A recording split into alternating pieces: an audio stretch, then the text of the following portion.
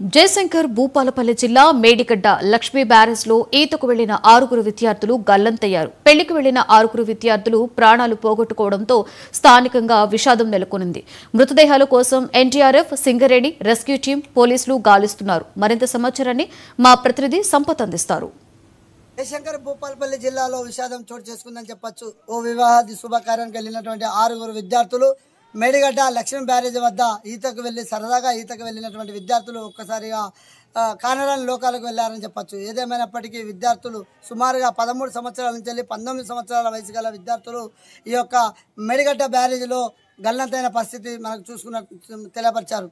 ఏదేమైనప్పటికీ మనం చూసుకున్నట్లయితే ఈ యొక్క విద్యార్థుల ఆచూకీ తెలియడం కోసం గజితగాళ్ళు, ఎన్డీఆర్ఎఫ్ బృందము, Singareni rescue team, police, fire, revenue సిబ్బంది మాత్రం అప్రమత్తమై రాత్రి నుంచి వెళ్ళి ఇక్కడ గాలింపు చర్యలు చేపడుతున్నారు. మనం చూసుకున్నట్లయితే ఇప్పటికే వారి మృతదేహాలు లభ్యమైనట్లయితే అధికారులు అయితే తెలియపరుస్తున్నారు. ఏదేమైనప్పటికీ నిన్న మేడిగడ్డ లక్ష్మీ బ్యారేజ్ వద్ద 6 విద్యార్థులు సరదాగా ఈతకు వెళ్ళి కానరాని లోకాలకు వెళ్ళారని చెప్పి ఆ కుటుంబాలు అయితే శోక సముద్రంలో మునిగిపోయాయని చెప్పచ్చు.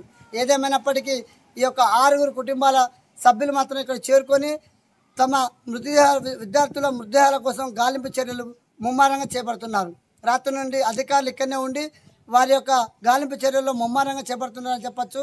ఇప్పటికే మనం చూసుకున్నట్లయితే మహదేవ్పూర్ మండలం అటు చూసినట్లయితే మహదేవ్పూర్ మండలంతో పాటు మహముత్తర మండలం గ్రామానికి చెందినటువంటి విద్యార్థులు ఆ కుటుంబాల్లో విషాద ఛాయలు అమ్ముకున్నాయని చెప్పచ్చు.